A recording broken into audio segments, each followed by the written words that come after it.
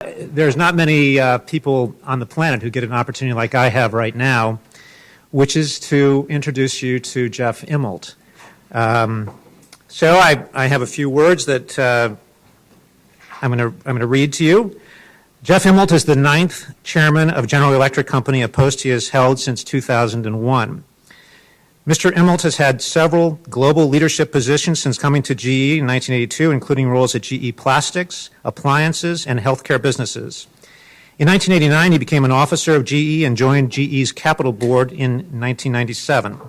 A couple years later, in 2000, Mr. Immelt was appointed President and Chief Executive Officer. Mr. Immelt has been named one of the world's best CEOs 3 times by Barron's, and since he began serving as Chief Executive Officer, GE has been named America's most admired company in a poll conducted by Fortune magazine and one of the world's most respected companies in polls by Barron's and Financial Times. Now, GE is not quite as old as the Thayer School, but this year, GE is celebrating 125 years. And Jeff is leading GE's digital transformation, something that he may talk about with you. Mr. Immelt is a member of U.S. President Donald Trump's Committee on American Manufacturing. Under the Obama administration, Mr. Immelt chaired the President's Council on Jobs and Competitiveness. He is a member of the American Academy of Arts and Sciences. Mr. Immelt earned a BA degree in Applied Mathematics at Dartmouth in 1978 and an MBA from Harvard University in 1982. He received a Doctor of Laws, honorary Doctor of Laws from Dartmouth in 2004. So, in the vein of trying to humanize another icon, I want to tell you that I graduated a couple years ahead of Jeff, and we are fraternity brothers.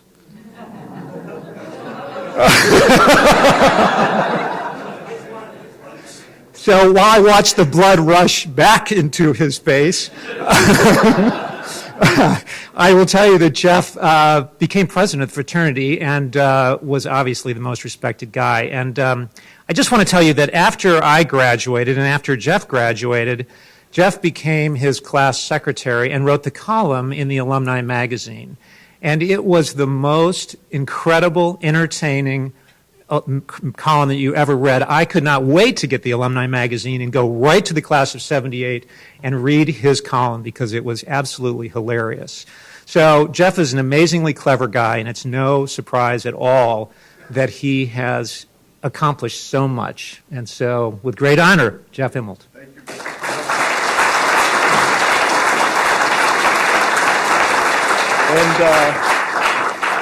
And I might add that both of us could tell stories about Peter Fahey. And those would be the ones you'd really want to hear. Listen, it's an honor to be on with Eric, because I can tell you the IQ of the presentation is going to go down about 30 points right now. So really, look, it's great to be here. I've loved Dartmouth. Every chance I get, I want to come here and just share ideas. So it's great to be with all of you this morning. What I'm going to do very quickly is just go through a little bit about, kind of how we look at innovations, some places where we're placing big bets at GE, and then I'm happy to take questions. So, as we said, there's 150 years, we're 125 years old, right? So for Google to be the same age as GE, you're going to have to be in the year 2130, right? So my hunch is they'll be doing something other than search or things like that. So, what I kind of think about, how do you sustain yourself as an institution over so many years? I think you've got to be resilient, you got to be innovative, you got to care about people, and just constantly, it never goes in a straight line. It's not perfect, but I think we respect resiliency, and certainly Dartmouth and Thayer and GE have all lived up to that. At GE we spend about, let's say, $6 or $7 billion every year in R&D, probably another $5 billion or so in kind of investment in plant equipment, things like that. So in any given year, we're investing between $10 and $15 billion, and we do big things well. We do what I call scale-based innovation. We constantly are pursuing low-cost energy, fuel-efficient flight, ways to deliver healthcare to more places. And if you can do it with 20 people in a garage, GE is probably not the best place to do it. But if it takes some capital, if it takes manufacturing skills, if it takes getting it down the learning curve, things like that, that's where really we play. And so I'd say, you know, we kind of know who we are. We know we're pretty purposeful in the things we do. Technologists, PhDs, engineers matter a lot to us. We're very science-based. And these are some of the big pursuits that we go after as a company. I just 3 cent wind. When we got into the wind business in the early 2000s, the cost of electricity in wind energy was 30 cents a kilowatt hour. It had no future. What does GE bring to that? It brings reliability, it brings quality, it takes it down the learning curve. Now it's 3 cents a kilowatt. So these are the ways that we think about driving innovation. 4 things I thought would be fun to talk about today, both because they have a big entrepreneurial component. If you're an engineering student, these are some of the places that you need to be thinking about and are going to change the world, right? And these are, the intersection between physical science and analytics that is generally called the industrial internet, massively disruptive. In the very early days, going to be really incredibly impactful, let's say. Additive manufacturing. Manufacturing is being reimagined as we sit here. This is incredibly disruptive. It basically democratizes manufacturing. It's going to disrupt cycle times, performance. You go down the list, it's going to really drive it. All of the change that's going on in let's say, the energy sector. So it's the second biggest industry, and between technical change, business model change, geopolitics, fuels, things like that, incredibly disruptive. I mean, and we're right in the middle of all 3 of these. And then lastly, just look, if you want to see maybe the future of healthcare, you're not going to go to Boston necessarily, maybe go to India. And look at some of the places that are really driving massive cost, quality, access around the world. And so the 4th one that I want to talk about today is just how global healthcare practices could ultimately play back in terms of what's going on in the U.S. So I'm going to talk about each one of these, not as well as Eric talks about his stuff. But, I'm like your 16-year-old daughter in L.A., so I know just enough to be dangerous here about each one of these. So basically, a new jet engine is surrounded by 130 sensors. You can take data off real time. We develop what we call digital twin. Why does that matter? We can take engines as a 0-1, right? So we know a G90 jet engine that takes off from O'Hare every day is different than a G90 jet engine that takes off from Shanghai. We can profile them in real time. We know when they need to be repaired. We can optimize fuel performance, emissions, things like that. That all sounds easy. That's like $1 trillion of value if you do that across all the industrial space. Right? So this is, you think about the internet. The consumer internet is basically led by, you pick it, Amazon, whoever you want to pick. You've had the enterprise internet, which is revolutionized by Microsoft.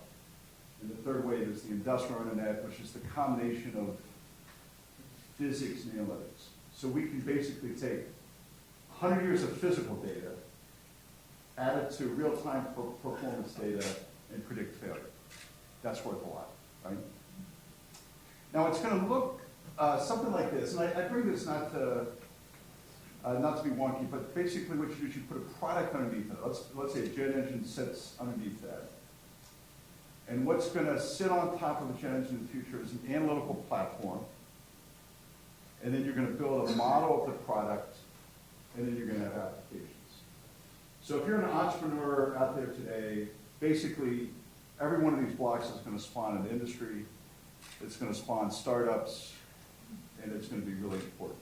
And our sense here is that a company like GE can play in this area because we have a 100-year head start on the physics of the product. And what we have to add is the analytical capability and the software capability. Right? So jet engine at the bottom. Then you have a platform that we call Predix. You add that, a digital twin. We have 2 million digital twins inside GE, and we're building it for competitive products as well. And then you have applications that that matter. Fuel performance, emissions, all the things that are valuable.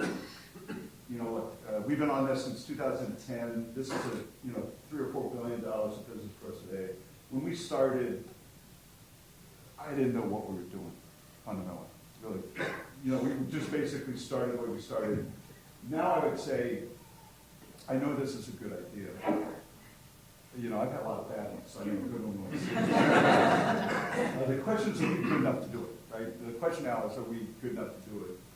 And then the way this looks in a use case is you've taken an offshore oil field or an airline or a hospital. And literally today, if you just take the oil and gas industry, there's like 400 microservices that an oil and gas company can use to improve their productivity. Right? So for us, oil and gas is like $1 billion business just in the analytics. And what you're doing is you're trying to improve uptime, quality, safety, output, manpower planning, things like that. So you added this airlines, you had hospitals, you had tractors, you had ag, you had every industry in the world. This is going to be like $100 or $200 billion industry, filled with big companies and small companies. So, not only do we have our own platform, but we also invest a couple $100 million in startup companies that can do that. So that's Internet of Things, industrial internet, Industry 4.0. There's a lot of buzzwords that describe this. I think about it in terms of productivity, quality, safety, and again, this is why this is one of the reasons why computer science is going to be the liberal arts for this generation. It's one of the reasons why every new employee at GE is learning how to code, right? Is because this is going to change the future. Now, I think this is actually more disruptive. This is actually, this takes a look at a turboprop, advanced turboprop. So this would go on a regional jet or something like that. This was a business that basically we didn't have an entry on. But if you take a helicopter engine, you turn it on side, you get a pretty good turboprop engine. So basically, we're going to get this first into the test in probably 2.5 years. That would normally take, let's say, 5 or 6 years. It's going to go from 855 parts to 12. 0 structural castings.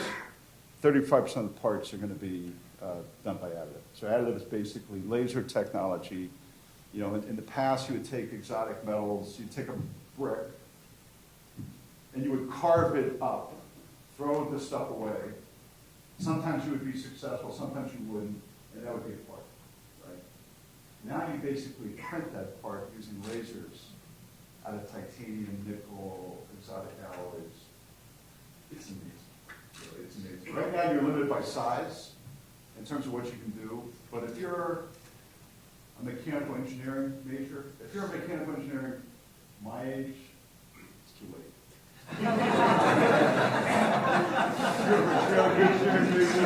If you're a mechanical engineering major that's just graduating, this is going to be really fun. The design parameters are going to be wide open. And so we're kind of biting this off. So we've got about a $300 or $400 million business in making the machines. There's going to be a big design component of this. There's actually going to be a custom manufacturing component of this. Right? People are going to build custom manufacturing shops inside the factories. There's going to be a huge software component of this. It's called generally additive big materials. So one thing that's quite exciting is kind of powdered metals and things like that. So fundamentally, at Framework at GE, we have probably more materials packaged than any company on the planet. And so this is going to play into all those. But you're basically going to talk about the fractions of cycle time, cost, really. Again, another place that there can be very successful. Energy is crazy. It's wild. I mean, it's amazing, right? So I just put on here just like 3 data points. I put on here the rapid increase in wind and solar. Amazing. The rapid increase, the increase in storage and the cost coming down, and the amount of electric vehicles. Right? So you're going to see incredible amount of change. You only took that, let's say 2002. I've always been a big, so I always looked at every business unsubsidized, because I think subsidies depend on government. In case you haven't noticed, that's a bad place to be. I'm not sure if you read the papers. That's always good. So the guys used to present to me, they wanted to buy a wind turbine company. I said, get out of here. It's a hula hoop. It's stupid. We're not going to do it. So then about 2002, Enron went bankrupt. They had a wind business. And the guys convinced for $100 million, we can build wind turbines. And I said, okay, go ahead and buy it, but don't tell it. It was about a $200 or $300 million business, lost money, and now that same business is $12 million. Now it's my idea. Now it's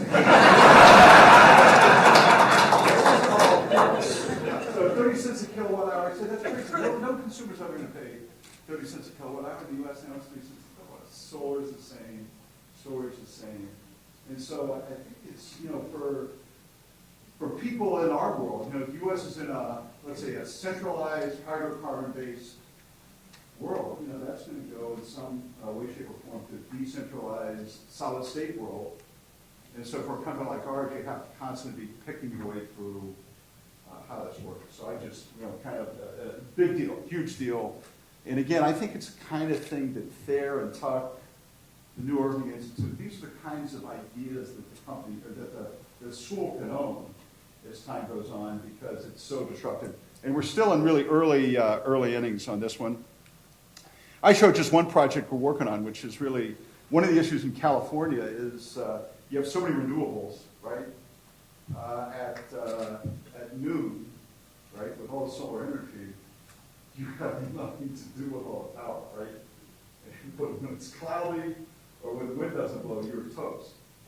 So the notion of taking hybrid systems like gas plus storage or solar plus storage turns out to be the only way to go. So you really, it's not so much in a case like this, the technology is pretty straightforward, but it's a combination of taking the technology plus the business model that's quite disruptive. So this is really still early days, amazingly disruptive and underway. And the last one I thought I'd talk about is healthcare. If you look at the bottom of the page, so I ran the healthcare business in the late 90s, and the average price of a CT scanner was $1 million in the late 90s. The CT scanner that I showed down below here, designed in India, its cost is probably $30,000, and the price will be maybe $50,000. So then you can go from $1 million to $50,000 in 15 to 20 years. So disruption that's going to happen in healthcare, it's always been our theory that a lot of things are happening around the world will ultimately find their way back to the United States. And what you have to do is you have to build a different ecosystem around design, right? We've always put a big focus, let's say over the last 10 or 15 years, on the underserved population. We've learned how to get businesses to market fast. Our design team for a lot of devices, not just for the emerging market, but for the world, are in places like India and China, right? So you can really design for purpose, design for cost. The electricity consumption, the footprint is much lower. And this is really big time disruption that's going on in healthcare. And then, again, just to echo the point, technology is usually only half the battle, or maybe a third of the battle, 10% of the battle. As we develop these products, we also build out our position in Nigeria and India and Africa. We've built new sales forces that can serve the underserved. So if you just look at China and India, GE has a $3 billion healthcare business just in those two countries, right? So, kind of new practices, new ideas. And it's always been our theory that what we learn in those two markets is going to come back to the United States someday, to get cost, quality, and access in healthcare. So, industrial internet, good idea. Additive manufacturing, going to happen. Energy disruption, I have no idea what's going to happen next, but it's going to be disruptive. And business model plus technology is the answer. Now, the fifth thing I was going to talk about is just something we've started in GE, and that's to get more women in technology. Because as a country, as schools, we're pathetic today.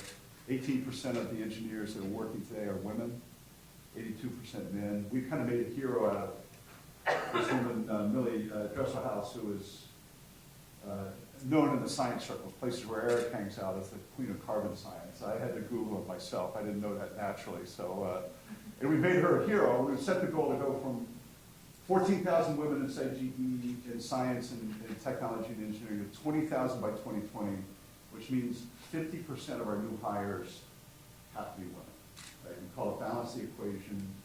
And I think this is a big opportunity, big D, and we're really relying on places like Thayer to help us get there.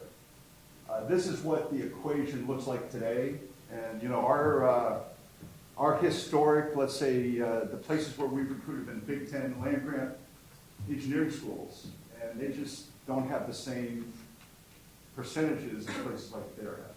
So we're very keen on changing the mix of places we recruit, finding new ways to retain and attract great women in the company, and I think this is a change that has to take place to build the kind of skill set we need to build for the 21st century. It's got to take place.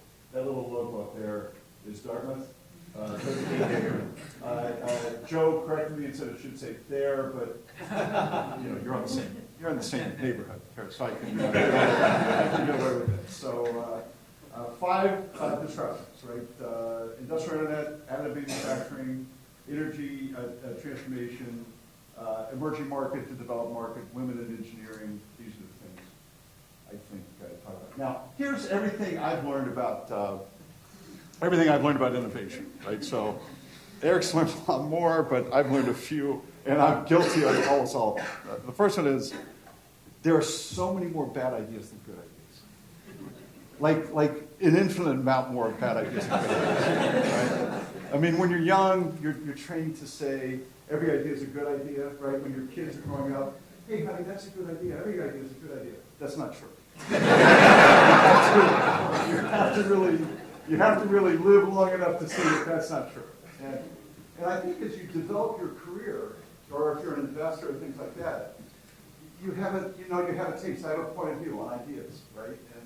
And I think there's nothing wrong, and it's a challenge, particularly when you're a job like mine is, if you shut down innovation, you're going to miss the next wave.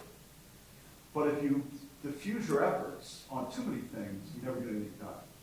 And striking that right balance between the two. So bad idea, good idea. I think energy storage is a huge idea, amazing idea. I think batteries are a bad idea. No one's ever going to make money on batteries. Now, am I right or wrong? I don't know. That's my point of view. So I let our company invest a lot of money on energy storage. I've already written off $100 million on batteries. That's how I know, right? So again, I think as a business leader, you have to have a point of view. Or as a student, you develop this over time. Second rule is, it's easier to lose money than make money. Like by an incredible amount, it's easier to lose money than make money, right? And kind of when I meet with venture capitalists, or when I meet with startup companies, right? Which I do a lot. I always kind of say, okay, how do you really make money someday? How do you get money? And I know I ran a healthcare business. I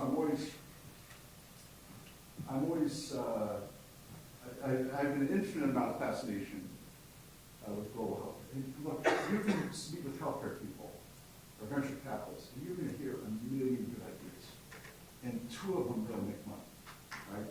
And one of the things I've trained myself over time in healthcare is to say, okay, who's going to pay? And if you can't answer that question in healthcare, there have been 1 million home healthcare companies that have been launched. Maybe 2 have made it, because they never could answer the question, who's going to pay? And so, rule number 2. Technology is only, what makes Jeff Bezos amazing, right? What makes Amazon amazing is they match technology with business model, bone-crushing business model, right? And I think that's where sometimes people, particularly startups, can lose their way, is technology is only, and big companies as well, technology is only part of fun. We make the best jet engines far enough. I mean, we're better than the competition, flat out, okay? But we also wrap around that great service, great quality, great customer support, all those things that kind of go with it. And so this notion of business model is really critically important. If you want to grow, I always admire people that go strength to strength, and what we try to do, everything we do that's new in our company plays on something we've done before, right? And I think where you get in trouble, if you're a small business or a big business, is if you leap to something new, they can't play to any strengths that you've had as a company. One of the things I like about the CEO of Microsoft now, Satya Nadella, is that he has a very core sense of who they are, right? And basically, he says, okay, anything we go to next is going to go strength to strength, right? Strength to strength. So now, look, everybody has an autonomous vehicle that they're Silicon Valley. There's 100 of them. But you sit back from afar and say, okay, maybe 3 of you have a chance to do it, because if it doesn't play on any core strengths, you're probably not going to be able to make it happen. And then the last thing I'd say, particularly today, is platform and ecosystems matter even for big companies. So we're in an ecosystem that includes lots of small companies, lots of suppliers. We actually embrace very much an extended enterprise and think very much about how the ecosystem works. And I think it's very clear that big companies like ours will have their own kind of gig economy inside the company. That over time, you're going to have people floating inside a company like GE that aren't really assigned at any point in time to a specific task, but can move task to task as part of an ecosystem. So I'm a big believer in all these things. So have a point of view. Not every idea is a good idea.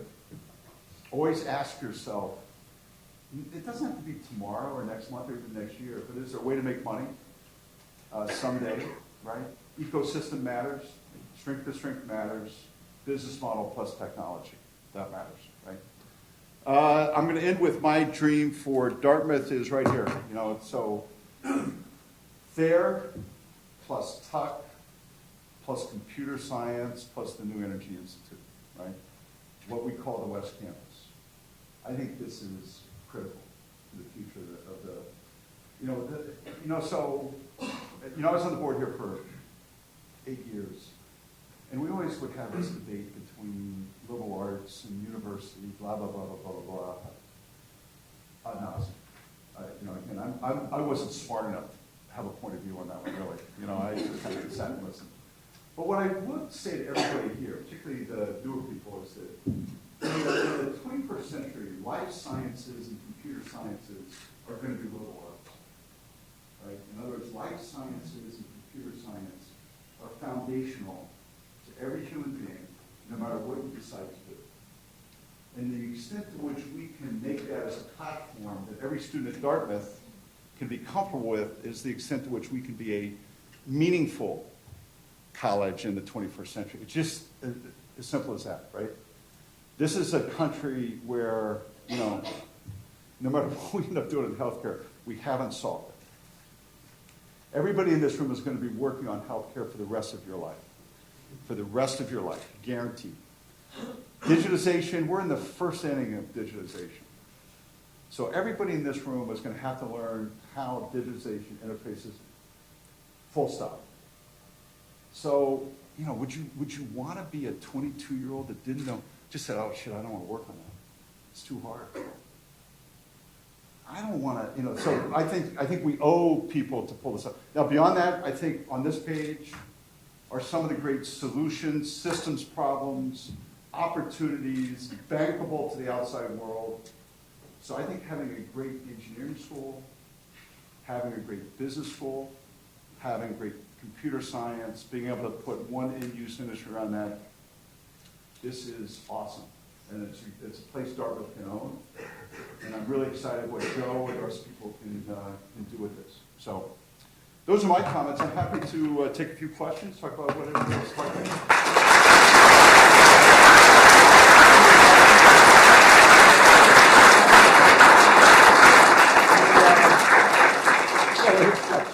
Yeah, so you talk a lot about this intersection between the business model and innovation and technology, innovation.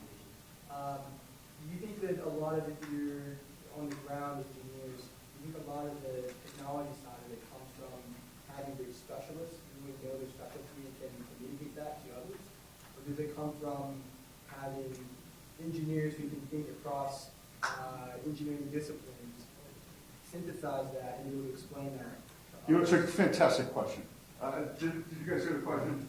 You know, in other words, do you want to be a specialist or think across? I think it's a great question. A company like ours needs both, right? And I would say if I had my preference, I would start deep first, broad second. So if I give anybody, you know, at the end of the day, look, if you're at 35,000 feet above the Atlantic Ocean, and you look out the window, and the only thing keeping you, alive are two GE jet engines, right? You want to sit there and say, I hope those engineers know more about X, Y, know more about, design and materials than anybody else on Earth, right? And so I think, we need that. That's the core of what we do. But I'm a big believer in systems thinking. I think all great problems get solved by having, the person that runs is GE's Chief Technology Officer. He's the best systems thinker I've ever met. So he can go from, here's the science, here's the business model, here's how you connect the dots. So my advice to students is to get deep first, get broad second. I think the depth that you can bring technically actually gives you more confidence. But if you really want to succeed, you're going to have to be both. Other questions? Yeah. Yeah, I noted that we've done with compressed air, but what are your other visions for batteryless energy storage? Oh gosh, I mean, I think you said one of them, and I think the other one has to do with just how, what role, if you could really get a super fast cycling small gas turbine, to what extent could that be the energy storage technology versus batteries? Right, so I think there's other mechanisms that we would use as well along those lines. The reason why I say about batteries is just, I agree. it's material science, There's going to be Korean, Taiwanese, Chinese companies that do it. It's huge investment. I remember being at Stanford in 2007. I'm doing a tour of the labs, right? And the dean of the engineering saying, this is cool. We have a dozen solar technologies that all can work. And I'm sitting there saying, that's the worst news I've heard. Because what that means, if there's like one, somebody make money. With a dozen, nobody's going to make money. So he's sitting there saying, God, I feel so great. I'm just sitting there saying, oh, shit. Let's take our money away. And batteries are going to be the same way. So I would say, the main thing we're experimenting with is what can you do with flexibility around software and controls? What can you do around technology like compressed air? And what can you do with, if you can take a 100 megawatts and get it off, on the grid in 5 minutes, 10 minutes, what would that do? Yeah. So great talk, thank you.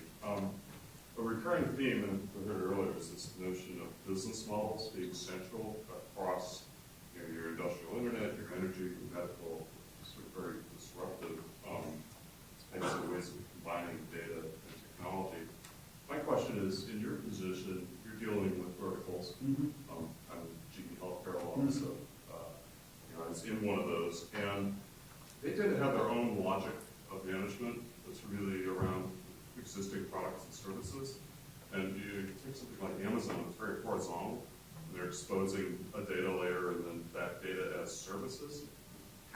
So what are you thinking about in terms of transitioning these giant verticals to do that more horizontal data? Yeah, so look, I think if you think about, GE Digital and GE Additive are horizontal businesses, right? So every business in GE has to use Predix, and every business in GE, so we have a convening theory that really helps us structure horizontal, right?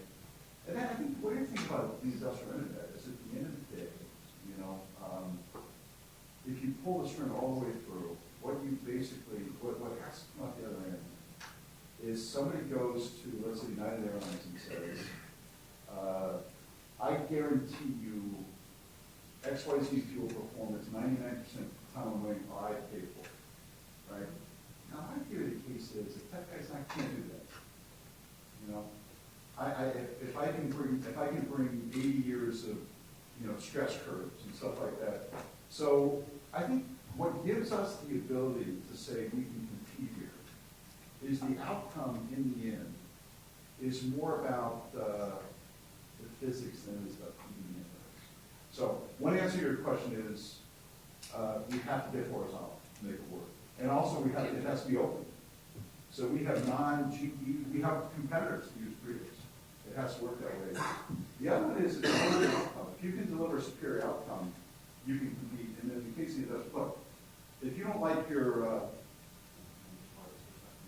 I'm not going to say what do you do if you don't like this? Go away. What do you do if you don't like your jet engine? You try to make it better. So what makes the industrial internet different than the consumer internet is you have to constantly drag your install base with you, right? If you want to stop going to Macy's and start buying on Amazon, there's no switching costs, zero.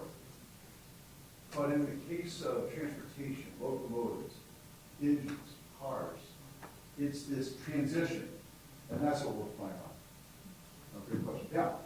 I really appreciated your lessons learned slide. I think one of the risks of going strength to strength is you can get disrupted from far away. For example, an automaker probably would not have come up with rideshare. Did not come up with rideshare. A hotel owner didn't come up with room sharing and upshare. Yeah. How do you balance that risk? Again, I think you've got to constantly have your antenna up as you go through it. And you've got to constantly have an attitude that, I'm not going to say what I've had. I'm going to be willing to throw out what I've had. But I would rather than picking those, I would rather pick Tesla, right? But what makes Tesla really amazing is that it's an amazing car. Now, my argument is where GM or Ford, the example which they missed it, is they introduced the first generation electric vehicle that was crappy. I think what Elon Musk said was that, I introduced a luxury car. So that's what I mean going from strength to strength. Right? I think the other piece though is you got to be willing to cannibalize. When we talk about the industrial internet or going into, let's say, outcome selling, right? So basically, where we train our teams to be able to go to customers and say, we guarantee this performance. When we started, they didn't want to. They'd rather sell parts, right? So you got to be willing to disrupt yourself. But, the strength we have is in the area of, like, let's say industrial internet is, we have $250 billion backlog of long-term service agreements. And if you want to replace all the GE assets that exist in the world, it's $2 trillion replacement cost. So that gives us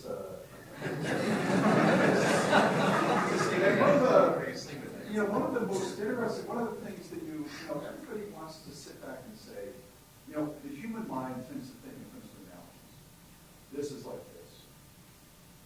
That's a loser, right? It's actually this isn't like this. To your point, this isn't like this. I hear it sometimes on TV. I'll say, watch your point and say, well, China's going to grow and then they're going to fail. They're going to be just like Japan. Indeed. I don't think so. Right? China's not like anything I've ever seen before. In other words, the extent to which American citizens, we all fall trapped to everything's like something we've seen before, when sometimes things are not at all like anything we've seen before. We have to be ready for that. Way back, yes, sir. I'm going to pick on sort of what was almost an afterthought, your last treatment on Dartmouth, and centered on the West Campus. Yeah. I think that leaves out two very important things. I'd like your thoughts on that. First is very large, that takes care of the private sector perhaps, but a very large share of our problems these days are in the public sector and in civil society. So Rocky is pretty close to the West Campus. But there's a second problem that no higher education institution has dealt with.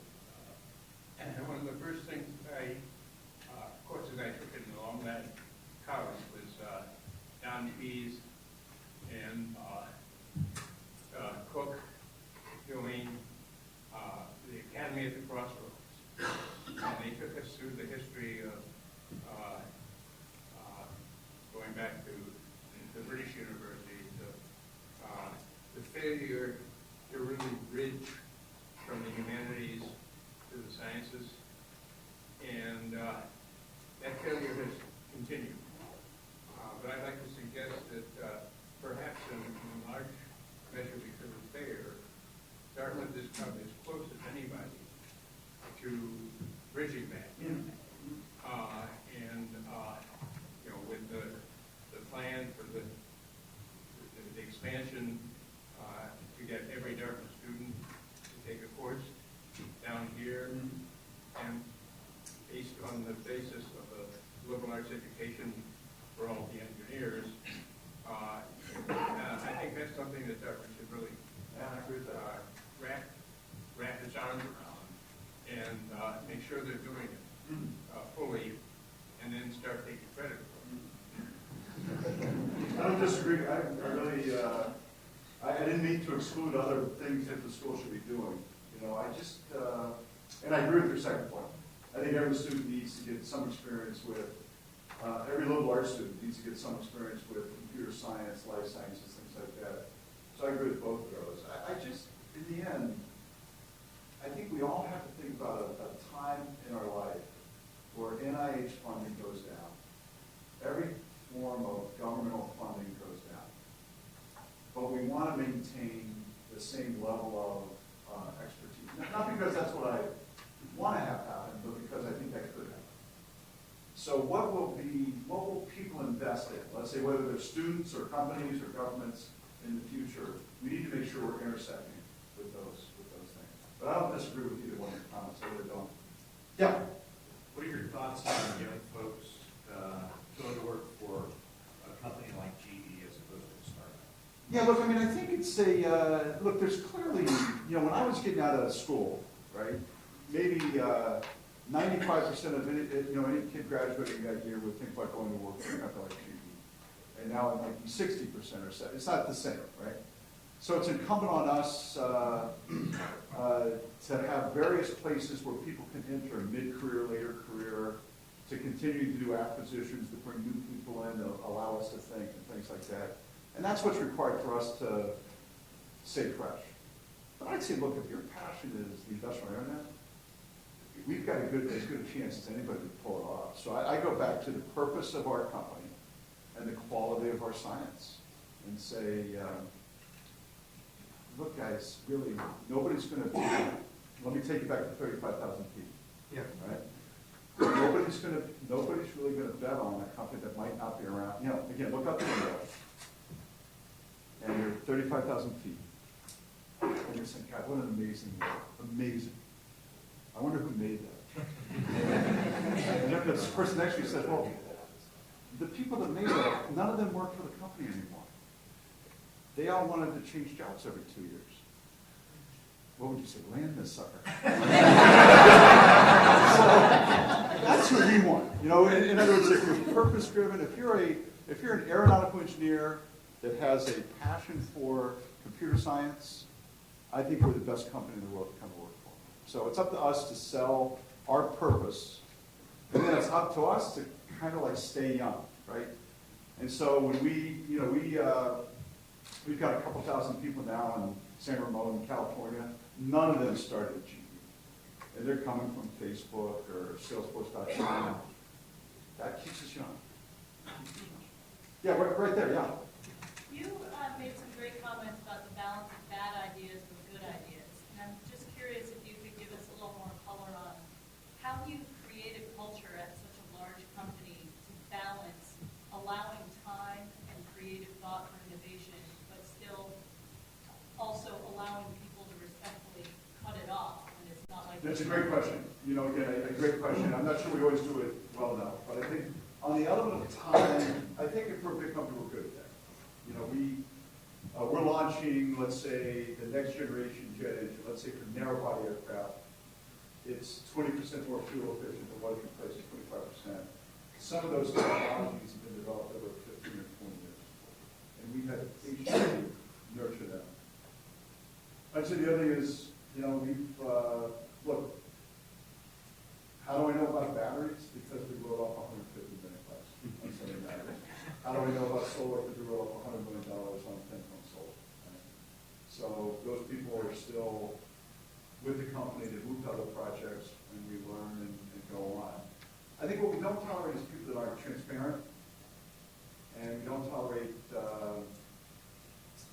people that make the same mistakes twice. And I think we're just a bad place to dabble. You know, in other words, we have to kind of, there's so many, I mean, one of the things I've always loved about working at GE is we have more ideas than we have money, even at our size. And so therefore, every idea crowds out something else. It's not like we're sitting around looking for things to do. And we need to be pretty disciplined around that. Yeah. Yeah, right here, yeah. You talked a lot about kind of going from verticals to horizontal platforms. Can you talk a little bit about the change management internally to kind of shift? I feel like you have a very clear strategy. It's how you're going to play, especially in the industrial internet world. And I think being in healthcare at a large company that is very entrenched in an old world, but a very science-based company, that change management is something that I'm just curious. Look, I think it's really, in some ways, the way you phrase the question is really one of the best contextual points you can make today, which is who can live in the vertical and horizontal world simultaneously? So I'd say G has 300,000 people, hate to say, or like a small city or a big city. 95% of them live in the vertical world, and that's okay. So we're not looking for everybody. So I'd say two things is we train for it, we promote for it, and then I think the single most important thing that we have to have is we have to have a digital backbone that enables horizontal thinking, even in the vertical world. If I had one thing, if I could do it over again over the last 15 years, we would have invested more in IT, horizontal platforms, so that basically what we want, any of the 300,000 people, you know, we're in the process of building our own internal Facebook, where you can sit there and say, hey, I'm in India, I'm working in healthcare. Has anybody out there know anything about CMUT technology? Because I need to work on a new ultrasound. Who out there exists? So I think you can mitigate the human brain that tends to want to think vertically with technology. And then, even at our size, if you had 1,000 really good horizontal thinkers, you can probably still change the world. Right? Because it's, in the end, problems get solved on both axes. Way back, yes, sir.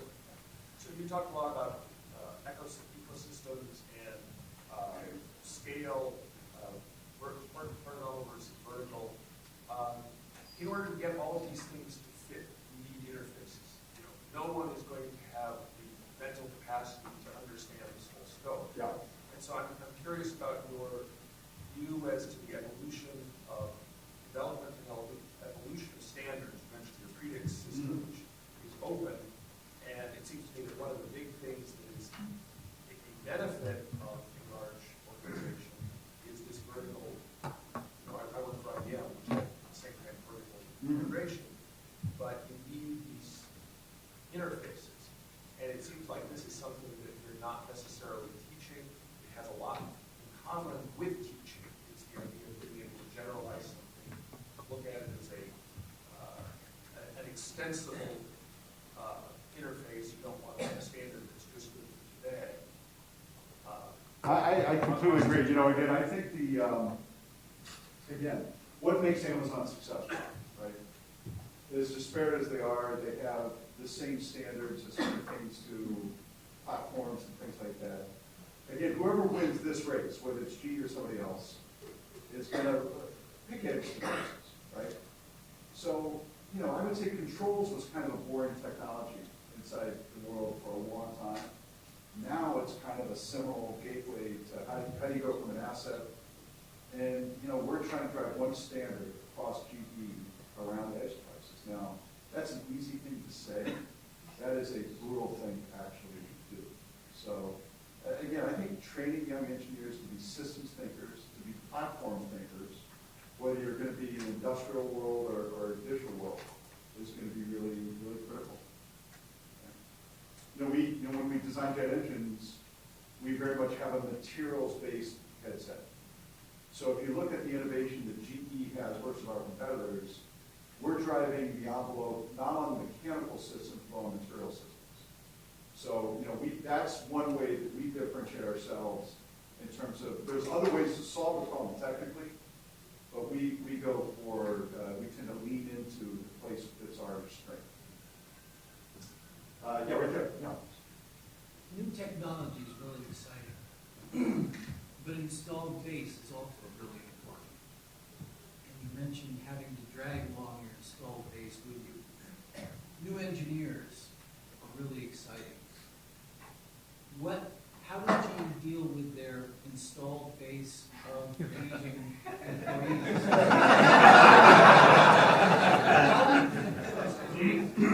And is there, is GE looking for people in the aging workforce that still Listen, have brother, I'm something? 61. Like me. No, look, I think I think the whole notion about, let's say, culture, right? And one of the things that I've always liked about our company is that it's a learning company. And we insist on it, right? So I think the whole notion is one of continuing to make progression on skills. And very much, we don't look at somebody, we don't delineate people old and young. We delineate people that know how to learn and get better, want to, and those that don't. So if you're 25 and you think you know everything, you're old to me, right? And so we're constantly trying to bring ways to digital transformation, right? So we touch 50 or 100,000 people to try to give them experience, bring them with us. If you go to, in Cincinnati, Ohio, we have an additive, let's say, lab around jet engines. It's probably it's probably more heavily skewed towards younger engineers, but you have a pretty good cross-section of engineers across the company. And then what comes with that is, look at the businesses we're in, our customers rely on us to get it right, and they like that tenure that goes with it. So I think there's technical tools, there's training tools, but culture at the end of the day is one that matters as well. One more, Jeff. Right here, yeah. So Jeff, you talked about innovation being that merger of technology and good business plan. So the business plan on technology, how do you see the balance between your in-house R&D, which has always been a strength of you, funding what I'll call venture cap companies, and the university, Bayer and its counterparts, Great question. building. No, really great question. Where do you think where are you guys going with that? So it's a great question. I think so again, I come back to, I think you got to look at something like this and say, what's the make buy? How's it going to bring a make buy? And what you want to have, so APM is called Asset Performance Management. We're going to want to do maybe a third of the apps that go into that. And 2/3 should be on startups, should be customers that are doing it, should be other people. And what you really want to do is you want to get more transparency around your let's say your roadmap, so that it's more clearly investable by people on the outside. And that's something we try to do. So we invest about $500 million in venture. But one of the things we've done is we assign every company we invest in, they have an internal champion who helps lead them through the company, really, because big companies are bad venture investors historically, right? It's like the last 5 minutes of Godzilla movie. The tale of running our villages, things like that. And we've been putting mistakes along those ways, and one of the things we try to do to perfect it is give them somebody to plug into inside the company, and really much more kind of, so again, come back to good idea better, right? Drones, great idea. The actual drone itself, not exciting, tough to make money. So but the software in the drone, getting predicts in the drone, unbelievable, right? So we kind of look at the stack and say, good idea, let somebody else do that, we want to do this. There's 3,200 people that can do that. And so, what we're trying to do is push the envelope, allow others maybe to take on a risk or a margin level that's just, we can't make it work. But try to get the pieces of value that are inside that. We do a lot of that. I think the most interesting thing is, so we would invest, let's say, $200 million a year with universities. It would basically, I would say 80% of it's in healthcare, 20% might be in material science and things like that. I think we need to get better at that, both for GE, but also for where universities are going to go. Because again, I'm pretty dark on where federal funding is going to go. And the big encumbrance has been IP and stupid stuff, really. I mean, one of the reasons why I got my honorary degree here in law is because I could write my own contracts now. I didn't want to have to listen to lawyers anymore. So, but I think over the course of time, now this is changing, but the interface between business and universities has been really rocky. A lot because of IP and things like that. Versus, I think inside our world, what I try to convince people is, look, if this is a bad idea, nobody's going to care. And if it's a good idea, there's plenty of money to go around. So why are we wasting all this time, really? And that's what, so I think, again, you know, because again, to the question earlier, I never really, you know, I tried when I was on the board, you know, to kind of keep my mouth shut when I didn't know anything, when I was on the board, right there. You know, in other words, I realized that my frame of reference was different than the frame of reference that so it takes you on college. And I try to add value where I could. And not get into, you know, how tenure works and stuff like that. Because I'm just not qualified to talk so much about that. But I always worry here about where money's going. You know, again, one of the things I can help uniquely with this place is releasing money. And really what I want to do is I want to make sure people like Joe, who I believe in, I want to make sure that people like Joe have enough money to build the dreams that they have. That's what I can do. You're here.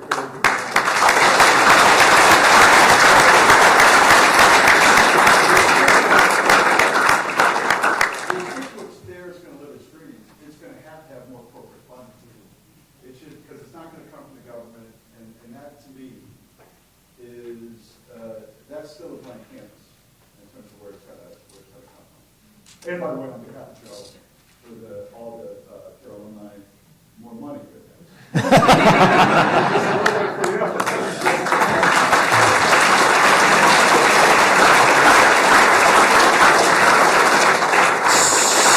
So just a couple of things for you to plan. In exactly 40 or 35 minutes, please reconvene because the real star of the show will be speaking about the future of Thayer and the interaction with computer science. It's going to be just amazing to hear Dean Joe Helbley talk.